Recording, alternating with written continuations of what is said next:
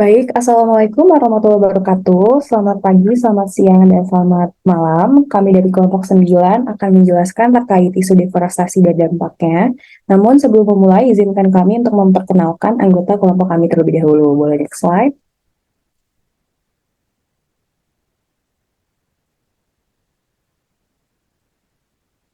Anggota kelompok kami terdiri dari yang pertama ada Fatisha Nabila Irfi, yang kedua Sabina Putriana atau saya sendiri, selanjutnya ada Angelika Fitani, ada Syafa Nabila, dan juga Muhammad Farhan Syahreza.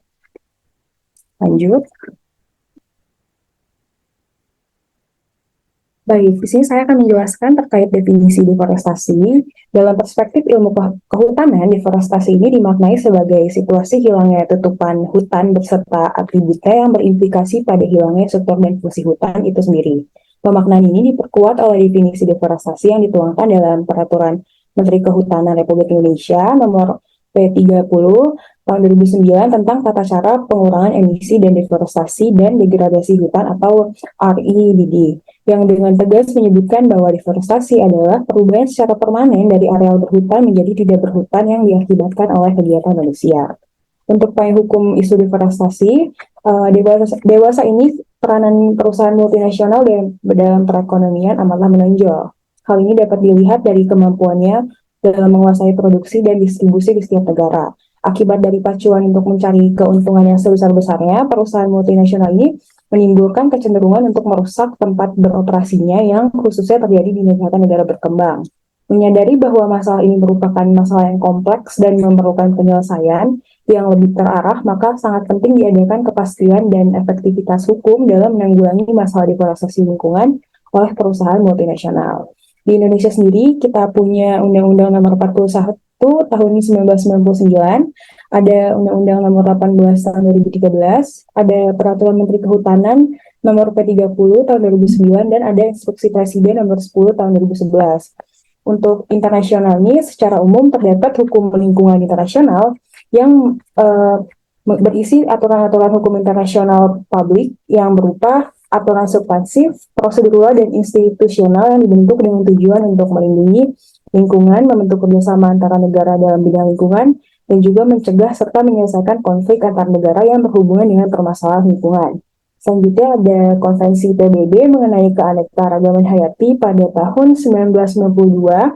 Dalam konvensi tersebut dibahas mengenai perlindungan dan pengaturan mengenai keanekaragaman hayati yang telah disetujui dan diratifikasi oleh negara-negara peserta konvensi tersebut.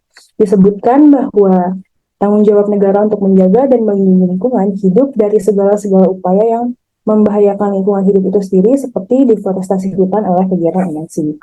Selanjutnya bisa dilanjut oleh rekan saya.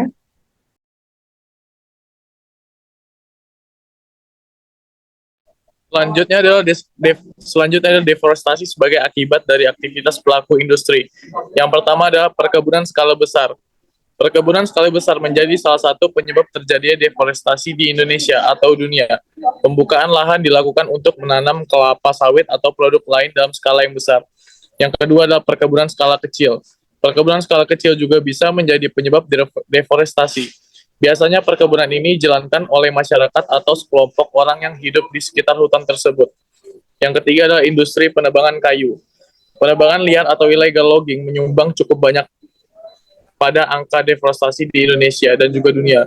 Industri penebangan hutan secara liar ini akan menyebabkan kawasan konservasi menyusut perlahan-lahan, apalagi jika di area itu juga dibangun pabrik pengolahan kayu. Yang keempat adalah pertambangan. Area hutan yang menyimpan komoditas tambang cukup banyak rawan sekali terjadi kerusakan. Proses deforestasi akan dilakukan untuk memudahkan proses industri pertambangan berjalan dengan lancar. Dan yang terakhir adalah ekspansi pemukiman. Ekspansi pemukiman seperti pembangunan perumahan hingga pembangunan kota baru juga bisa menyebabkan hutan mengalami deforestasi. Seharusnya pemukiman tidak dibangun di kawasan hutan atau konservasi karena bisa menyebabkan kerusakan lahan hingga hilangnya flora dan fauna. Next slide.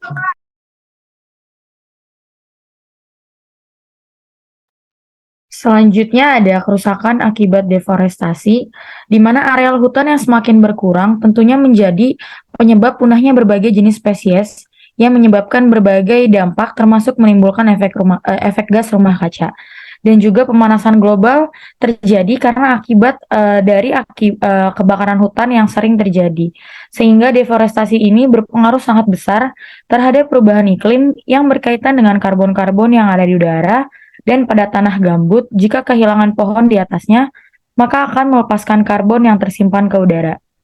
Dan deforestasi di Indonesia ini diperkirakan terdapat 57% di negara Indonesia yang sebagian besar disebabkan oleh perubahan lahan. Deforestasi Indonesia sendiri menimbulkan dampak yang sangat serius, baik pada tingkat nasional maupun tingkat internasional. Adanya kebakaran hutan yang tidak terkendali, penambangan yang merusak, pembukaan lahan yang dijadikan perkebunan, pengurukan bahan bakar, dan pembangunan wilayah transmigrasi yang berdampak pada sosial ekonomi bagi masyarakat dengan kehidupannya yang sangat bergantung dengan hasil alam atau hutan. Di Indonesia sendiri dihadapkan dengan bencana kebakaran hutan pada tahun 2015 yang tercatat 1,7 juta hektar yang terbakar dan menyebabkan bencana asap. Nah, dari sini menyebabkan berbagai dampak serius, diantaranya yaitu suhu mengalami peningkatan sejak 1990 sekitar 0,3 derajat Celcius, meningkatnya 2-3% intensitas curah hujan setiap tahunnya, ancaman pangan, permukaan air laut yang naik, bertambahnya hangatnya air laut, dan juga penyakit yang dapat berkembang biak melalui media air. Next.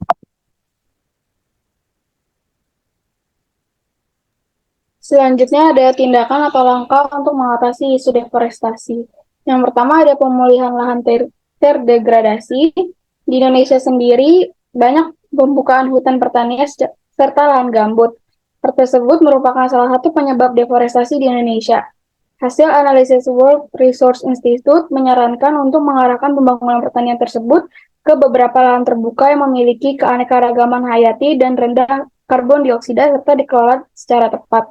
Lalu bisa dilakukannya rehabilitasi dan penanaman kembali. Yang kedua ada pengawasan hutan. Di era modern ini, pengawasan atau pemantauan hutan sendiri bisa dilakukan dengan menggunakan perkembangan teknologi terkini seperti teknologi satelit. Teknologi satelit memungkinkan siapa saja untuk melihat kapan dan di mana perubahan kawasan hutan terjadi melalui internet. Yang ketiga ada sertifikasi hukum dan sukarela, yakni bagaimana cara kita memanfaatkan berbagai mekanisme sertifikasi dan persyaratan hukum seperti melarang pembakaran hutan dan deforestasi di hutan primer serta lahan gambut. Yang terakhir ada REDD. Pembentukan REDD atau Reducing Emissions from Deforestation and Forest Degradations merupakan gerakan perlindungan lahan hutan. Tujuan dari REDD sendiri adalah untuk menghitung nilai karbon yang tersimpan dalam hutan. Lalu harapan dari diadakannya program ini yakni negara maju mau bekerja sama untuk membayar negara berkembang dalam rangka investasi program rendah karbon untuk mengurangi isu deforestasi. Next. Kemudian pada slide terakhir, saya akan menjelaskan studi kasus mengenai deforestasi akibat pertambangan yang dilakukan oleh MNC dan rakyat. Seperti yang teman-teman bisa lihat, berikut ini adalah gambar deforestasi hutan akibat pertambangan. Pada gambar pertama, deforestasi yang terjadi di Kalimantan, Indonesia, dan yang kedua terjadi di Amazon, Brazil. Menurut data dari Global Forest Watch atau GFW, Indonesia, Brazil, Suriname, dan Ghana menyumbang hampir 80% deforestasi di dunia akibat perusahaan pertambangan. Pada tahun 2000 hingga 2019, industri pertambangan memusnahkan hampir 2.000 km persegi. Kemudian pada Brazil, kehilangan hampir 330 km persegi akibat dari ekstraksi mineral. Dan kemudian pada Ghana dan Suriname melaporkan deforestasi masing-masing sebesar 203 km persegi dan 203 km persegi. Kemudian pada tahun 2019, Bank Dunia melaporkan bahwa sebanyak 45% aktivitas tambang berada di kawasan hutan. Hal tersebut membuat kasus deforestasi kian meningkat, karena tambang sering menjadi sumber kegiatan ekonomi yang memicu pertambangan infrastruktur dan melahirkan pemukiman baru. Penambangan industri memang merusak banyak hutan, namun penambangan oleh rakyat memiliki dampak yang lebih besar dibandingkan industri. Di Amazon, Brazil, pada tahun 2017, sekitar 70 km deforestasi dari konsesi pertama industri. Sedangkan di luar konsesi deforestasi sebanyak 12 kali lipat. Hal ini disebabkan karena tambang industri dibatasi oleh batas-batas konsesi. Sedangkan operasi pertambangan skala kecil lebih banyak bergerak, membawa deforestasi ke daerah baru, meninggalkan landscape yang terdegradasi. Next slide.